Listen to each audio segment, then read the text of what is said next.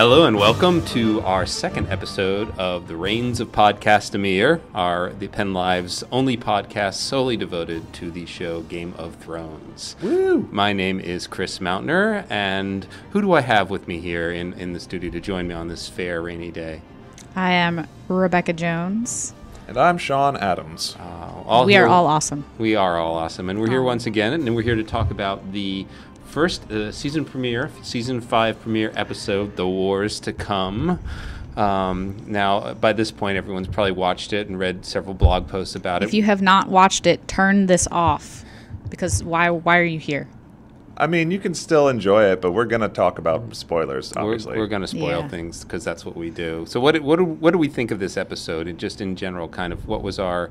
Liked it, hated it, kind of meh? I thought it was pretty meh. I didn't think a lot happened. I mean, it makes sense.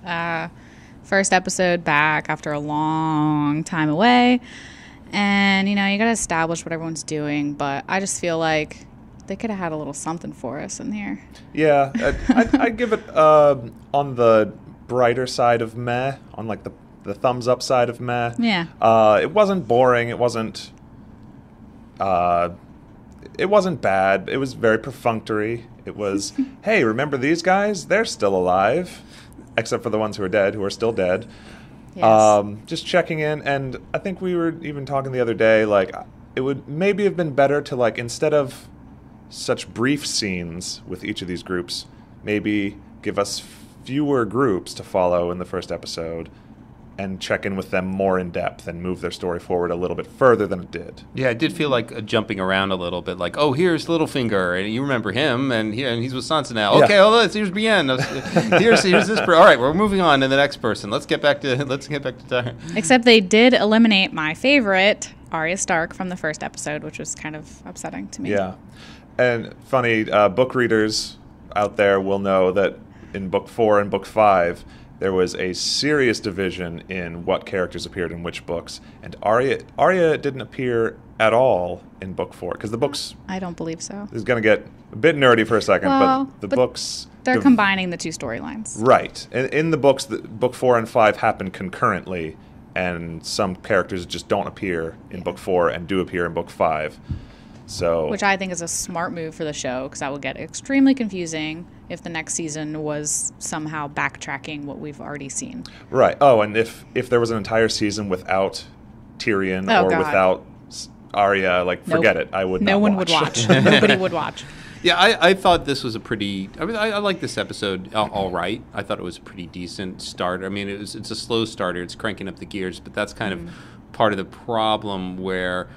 I mean, I think the title was very significant, and the idea that this is a episode all about preparation, and you see several characters training for war. You see literally sharpening their swords. In Brienne's case, Brienne's sharpening her sword. You have the ineffectual son of the priestess losing, desperately before he gets sent away to school, trying to defend himself in mock combat. And there's a couple scenes of combat, and you've also got characters like Marjorie who are just starting to hatch plots, as it were, and trying to figure out where they stand, or the ground has shifted, and they're trying to figure out where they stand and where to go next, and what to do. So there was a lot of that of people kind of preparation, and preparation isn't necessarily an exciting thing to watch on television. Yeah, and I think that's the problem. Yeah, and consolidation as well, like with Dany trying to figure out how does she continue to rule this place where she's not terribly popular.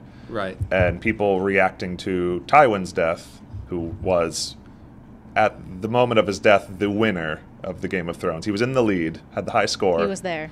Now he's dead, so that makes a lot of room for a lot of other people. But yes, not the most exciting television, possibly necessary.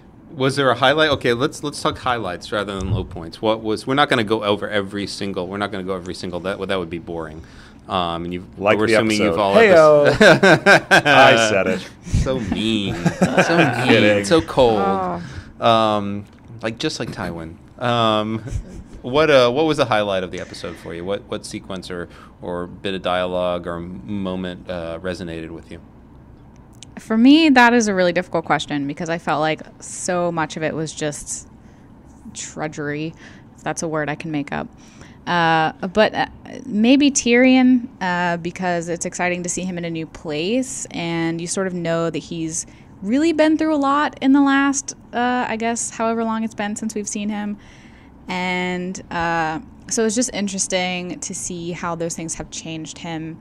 I did notice that his reaction to killing Shay was very different, in my opinion, than the book. He really seemed to feel really bad about it, whereas in the book he was just sort of like, all right, well, you deserved it, goodbye.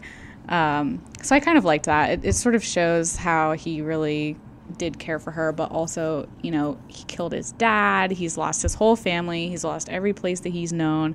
The only person he knows anymore is Varys, and he has no idea where he's going. So you could really see him, you know, drinking himself into this depression and despair, and I thought that was sort of the most interesting, although maybe not the most uplifting scene of the show. Nice puke and rally for Tyrion. That was the low point for me. Yeah, he seems he certainly seems one of the most traumatized characters at the moment, and it will be interesting to see how they deal with that on the show as it progresses, if he's able to pull himself out of that or not. Yeah. Not having read the books, obviously, I don't have any inkling well, of and which way that's going to go. It's been really different so far.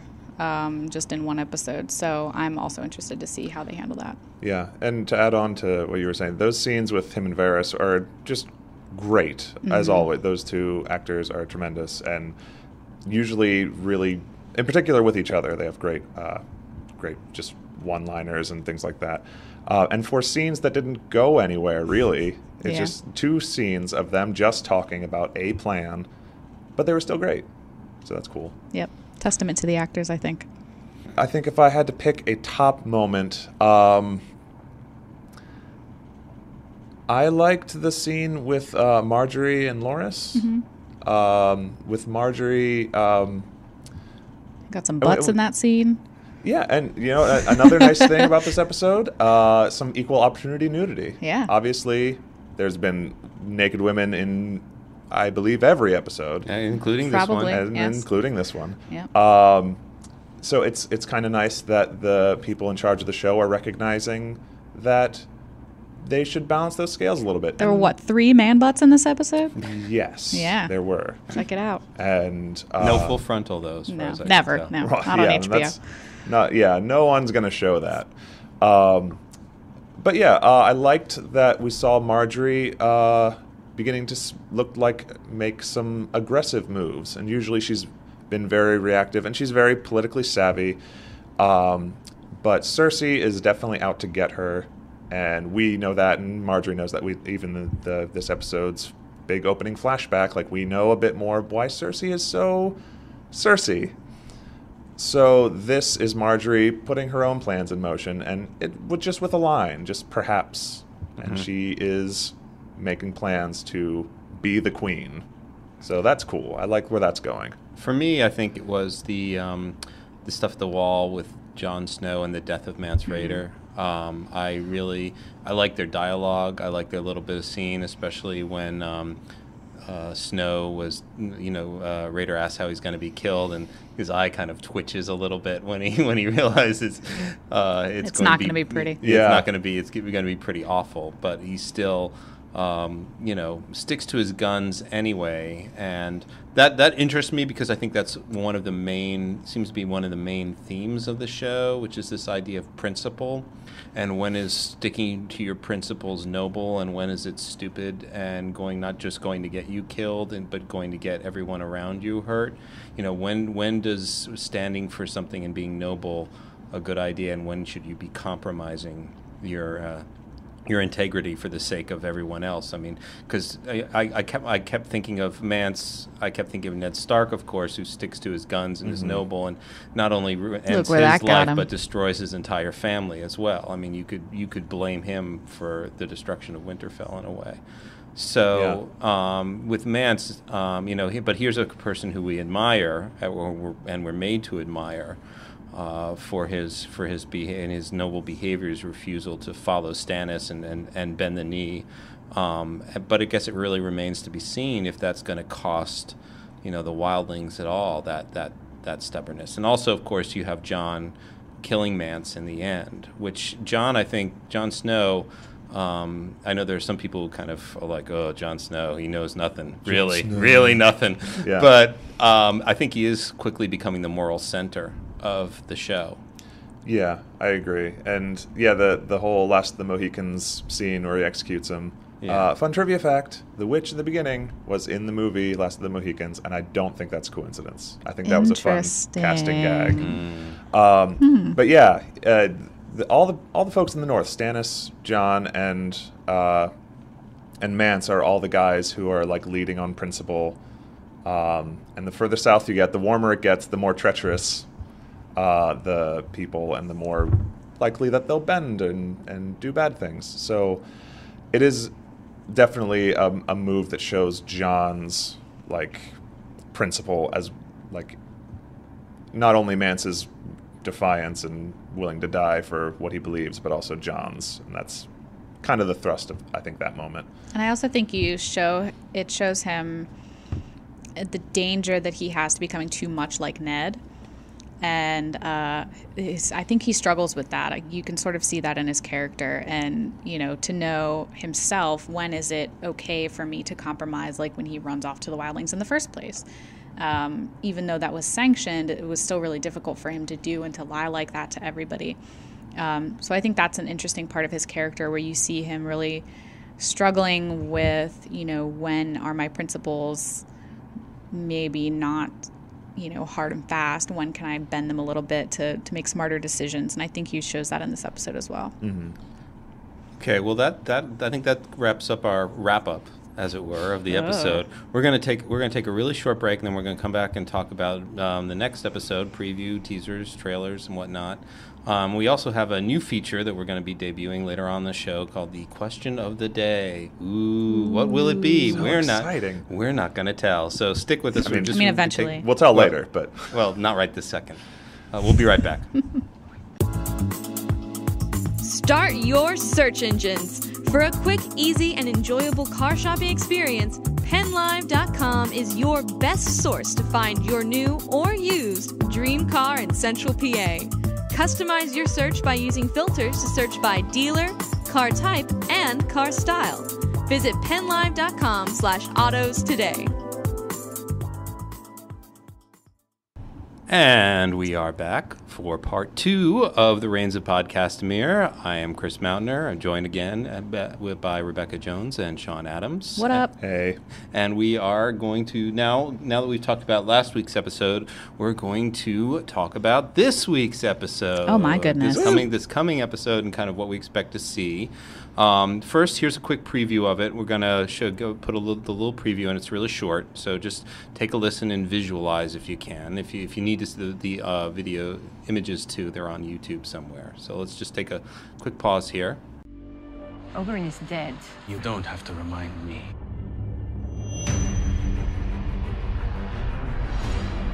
The House of Black and White. This is where you'll find the man you seek. It's a threat. I will burn their cities to the ground if they touch her. All they understand is blood.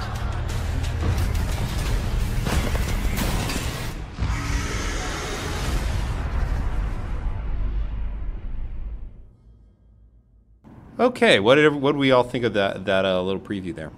I'm just really excited for Arya. I know I just said that 2 minutes ago, but I'm obsessed with repeating. her. I'm obsessed with her, great. and I love Bravos, and I'm just really excited to see what they do with that in the show. Yeah.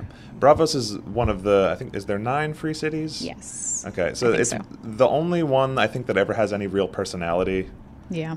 And so Arya goes there, and she's going Does some things. Yeah. I don't know. We'll see. She's following the trail led by the Jaqen Hagar, the faceless assassin. With the coin. Yes. Bringing So the coin to some people. Something's going to happen, which is cool. Yeah. That's always been one of my favorite characters in the show.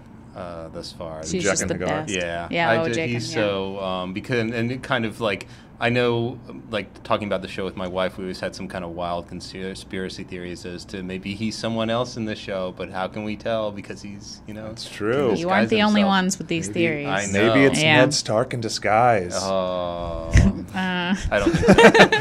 That's one of the. I hope That not. would be One a of the really least- neat parlor trick. I don't think that's the case. that would be really upsetting. But yeah, and her fencing master is from that city as well, which is neat. Before we get too far into this, we should probably mention the leaks that have happened. The first Oh, right. 4 episodes. Some of you may have seen this episode already. Yes, so we haven't because we are nice and wonderful people. We are honorable but also, people. We are not pirates. Yeah, we're more like the also, we Starks, don't apparently. want to screw up this podcast. So, just so you know, you may be snickering at us as we talk about what we hope will happen, and then you're like, I already know what happens. Yeah, But so the first shut 4 up. episodes were released by some nefarious person. Yeah, shame. Yeah. Or whatever. I will say that I was quite tempted to watch them, so I'm not actually that high and mighty. But I really you didn't. didn't. I That's the didn't important want to thing. screw up the podcast, so You're a good it's all soul. for you listeners. You're- You're welcome.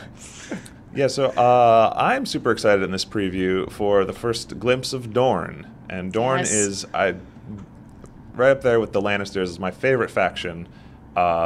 Dorne is super interesting. That's the home of Oberyn Martell, who was everyone's favorite character in Season 4. We get to meet his brother, Doran Martell, who's played by Alexander Siddiq. And the scene with he and Indira Varma, who was Oberyn Martell's lover. I'm really excited to see what those people are doing, and it looks like being pretty overt with their threat against the Lannisters because they still Apparently. have Cersei's daughter Yes, they as do. their hostage/ward. Yeah, polite hostage. Yeah, so I'm very eager to see where that goes. It looks like something's going to happen to Podrick too in this episode Yes. based on the previews. And to go back to really quick to this last episode we just saw, Podrick and Brienne are kind of floating out there without a mission at this point because Yeah, they they know don't know what's Arya's going out of on. their reach. They have no idea where Sansa is. But at the very end of that scene, Podrick happens to see a convoy of people. And it was right out of like Heidi, the Shirley Temple Heidi, where the grandfather's walking one way and Yeah. Shirley Temple, they're like, Grandpa, and you go, no, you just missed each other. My comparison was the American Tale with Fievel and his son. That's where they stole it from. Oh my god. But if they don't pay that off this episode, if the next episode isn't Brienne and Podrick being like, who are those people? Where are they going? I will be irritated. That is some teasing crap right there. If they Yeah. don't follow that up and pay it off with something. They don't have to find Sansa, but that better be what Podrick is being chased for in this trailer. Like they decide to follow that group or something. If Yeah. it's not, I'll be irritated. And if they had passed the path of any other character, I may not agree with you, but Yeah. she's looking for Sansa. She's been looking for her this whole time. It's her life's mission, So, yeah, that would just be, I don't know, heart-wrenching. Yeah. The other big moment in this teaser, we see some glimpses of Dany, and nothing super remarkable other than, hey, people still don't like her. And there's a dragon squealing, And some dragons. so they're still around somewhere Yeah. doing something. Oh, Dany. Felt so bad for them last episode being chained up.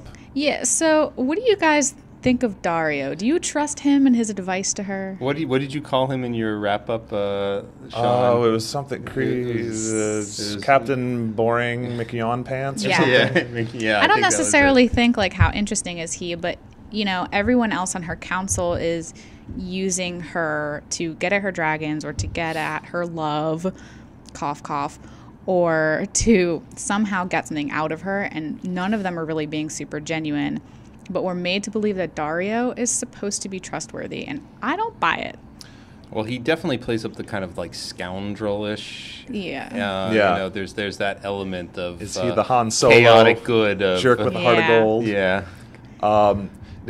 She's got Sir Barristan, who is her new Right now hand. that now that Jorah is advisor. gone. Yeah. We can trust that guy. We can trust her advice, Missandei. Mm-hmm. I think Missandei is actually the only one I trust. I don't super trust Barristan because she may not want to go to Westeros, and he's in a big hurry for her to get there.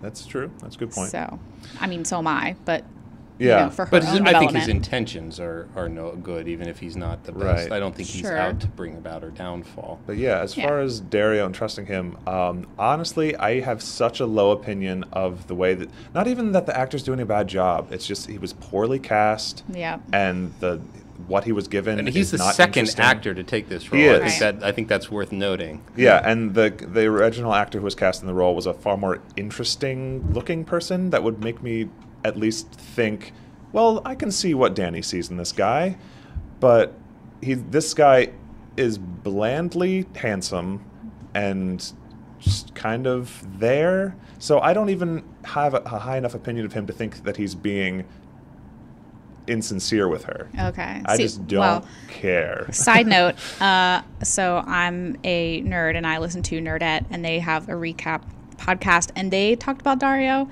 and said the exact opposite of what you said, and I agree with you. They said, everyone on that podcast, which I love all of them, love the casting of Dario and think that he's really good for that role, and I think he's ridiculous in that role. They're incredibly wrong. I'm sorry. On everything else. I'm with both of you on this. He is not. He is easily one of the weakest, blandest links on the show. Yeah. And he's supposed to be this like outlandish, interesting guy that sweeps her off her interesting feet. that the most interesting woman in the world falls for him. Yeah, exactly. And nope. Not buying it. Not buying it. If it does turn out to be like plotting against her, that would be kind of interesting. Yeah. For the first time, the character would be kind of interesting. Yeah. But I don't see it happening. Okay. All right. Well, anything else? I think that wraps up our second segment here. We're going to move on. We're going to take another short break, pause for station identification, and then we'll be back with our question of the day. Dun, dun, dun. It's dramatic, I guess.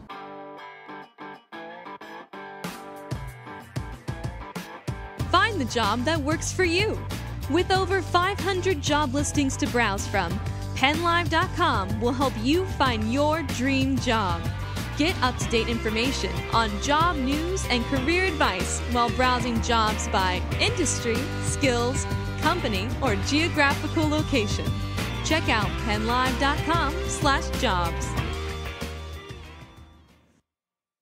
All right, we're back with part 3 of the Reigns of Podcastamere, the only PennLive sponsored Game of Thrones podcast. There might be other Game of Thrones podcasts. There's not. But this is the one. Yeah, as far as you know, this is the only one. Okay, but you guys should.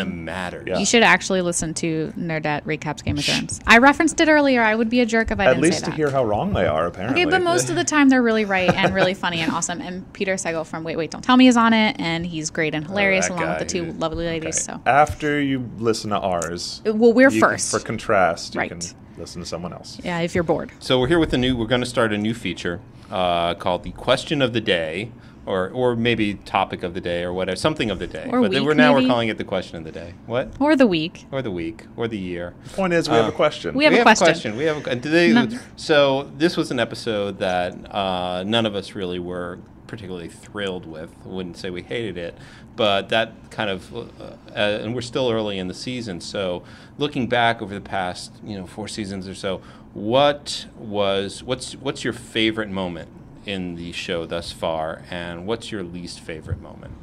Sean, why don't you go first? Bam. Okay. Favorite moment in the entire season, or the entire series. I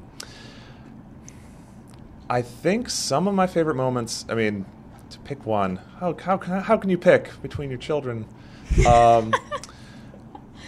Part of the reason this episode was so bland is because it came off a very, very strong ending for the previous season.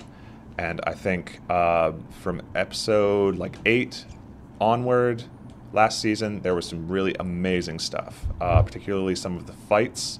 The fight between the Viper and the Mountain was amazing, just some great storytelling. And I'm a huge fan of sword fights and combat in general in films and TV. particularly when it's well done, when it looks like people are actually fighting as opposed to just a bunch of flashy moves, when it's well shot, when you can see the action, when it tells a story through the fight. And there were a couple last season that were amazing. The first and biggest fight probably was the Red Viper versus the Mountain, and that was a really, really well done fight. Very, very entertaining, but still very true to the characters. And that was a big moment. The fight between the Hound and Brienne last season was equally compelling and very exciting, especially because it didn't happen in the books. And all the book readers are like, what's going to happen? Oh, my gosh. And again... That's exactly what they all said. That's what I said. Again, it was very well choreographed, very well performed, and exciting and interesting and realistic and brutal. And even the big battle at the wall, which I'm generally really bored with Jon Snow, and it's just a personal thing. Like, the actor does a fine job. Even in the books, the stories are interesting enough, but I just don't connect with them. And the fact that an entire episode was at the wall with this huge battle, and I was really into it the entire time, like on the edge of my seat. And for that to have happened in a TV series, like just a battle sequence on that scale, For an I was hour. really impressed by that. What about your least favorite moment? Oh, least favorite moment. Well, I know Becky and I share very... We can maybe tag team this least favorite moment. Yeah. Go for it. Okay, let's segue into that a little bit. And right. I think we'll talk about it more maybe later on in podcasts. But yeah, I think our top least favorite moment was with Jaime and Cersei after Joffrey had been killed. Yes. And the... Book readers will immediately be angry. Yeah. Your blood pressure is rising. The not consensual sexual encounter that they had. Yes. And this is not an objection because they show rape. Because, of course, the show shows a lot of rape all the time, which is, of course, hard to watch. But normally, there's a reason and things have consequences and, you know, people react and had their characters develop in certain ways. But the reaction from the creators after this occurred and there was a backlash online was completely tone deaf. So it was obvious that they didn't even know that they had portrayed a rape that did not happen in the books. Right. Their attitude was more like, it wasn't rape, it was just sex that Cersei didn't want. Which is rape. Right. And obviously the showrunners, the people who wrote the script, even Nikolai Coster-Waldau, who's the actor who plays Jaime Lannister. How do you pronounce his name properly? Good job. Nikolai Coster-Waldau, right. Everybody. I studied it because he's my favorite. They all were kind of under the impression that the scene was coming across a way that it did not come across. Exactly. And it was a drastic change for the relationship between those two characters. Yes. For their own personal development, there's no planned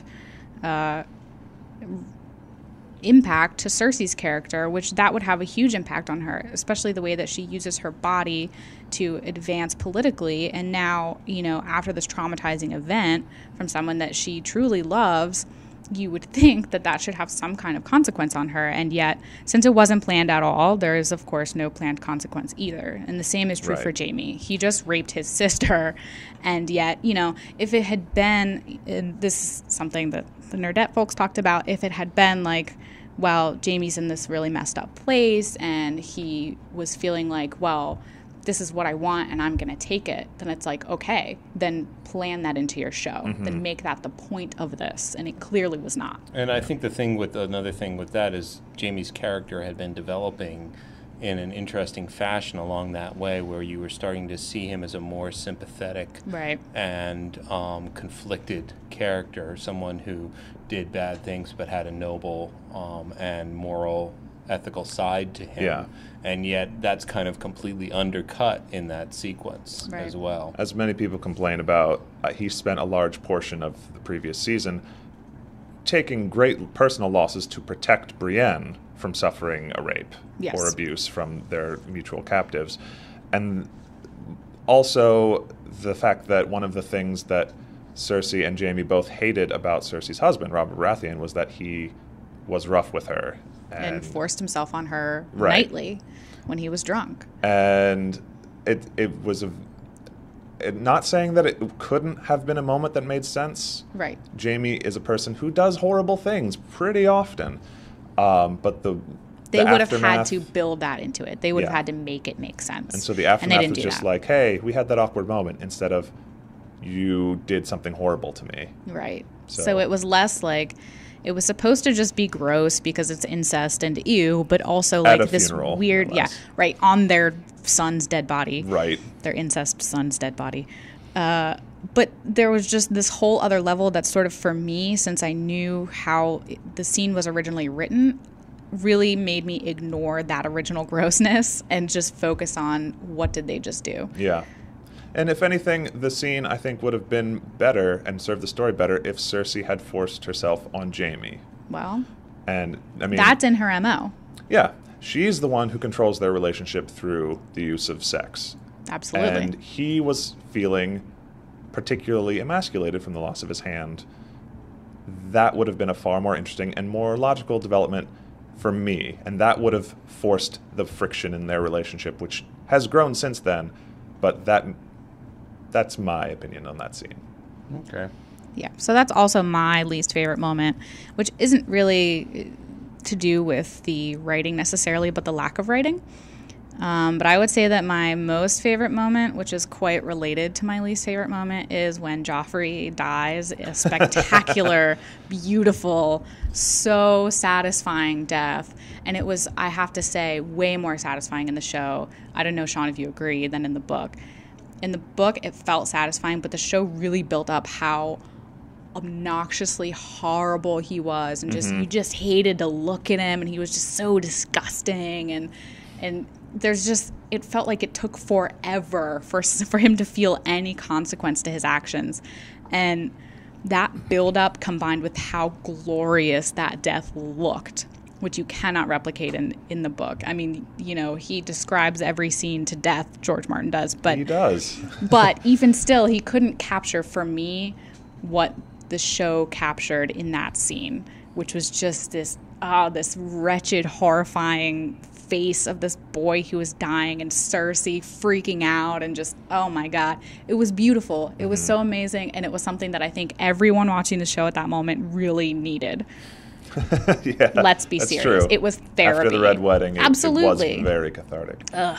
But yeah, I have a question for you guys regarding that. Did you feel any pity or sympathy to Joffrey as he was dying? Absolutely not. No, not really. Not even a little Not tiny so bit. much? Not Nope. so much. Not even a tiny bit. Because, I mean, he just spent that whole time just ripping into Tyrion and, you know, And other Sansa. and You know, murdering prostitutes and stuff. Yeah. Right. Yeah, he's probably one of the only characters that is evil and has no redeeming qualities. So I just didn't the only care. kind of thing you feel for him is pity, in the sense that he's so completely weak. But he's not weak because he has such power in other ways. Yeah, but I mean, you know That what I he mean. You know what exerts I mean without- as a human being. His character his is weak, character. yeah. Yeah, that he's such and I mean, he's pitiable in that sense. Yeah. But he has every opportunity, you know. Like, it's not like he's weak because he, I don't know, Yeah. was disadvantaged in some way. I do think the show does, compared to the books, makes it very easy to make things explicit rather than, like, pretty much any character trait is made explicit in the show, as Right. opposed to the books where there's a lot of subtext. Yeah. One of the benefits of that is they've made some characters, including Tyrion and Cersei, more sympathetic than they are in the books. And in result, I think they made Joffrey less sympathetic. They explicitly showed him murdering prostitutes, Right. presumably for sexual gratification. So it doesn't get much worse than that. But I do remember in the books, a lot of his, like, pull the wings off of flies mentality came from the fact that his dad beat him up pretty regularly and beat his mom pretty regularly. Yep. So him asserting violence on people was how he thought he should be. And I don't think the show came terribly close to making him sympathetic, but, like, in the end, the fact that it's a 15-year-old boy who's dying on his wedding day, Right. in the most horrible fashion. Yeah, horrible. Like, I think they wanted it to be sympathetic, but they just couldn't at that point. Yeah. I think they really failed in making Robert seem horrible in that way. Yeah, agreed. Yes, I would say so. Yeah, because it, like you said, it just doesn't come across. I think, like, you don't necessarily have to make Joffrey sympathetic as much as show how terrible his circumstances were. Right.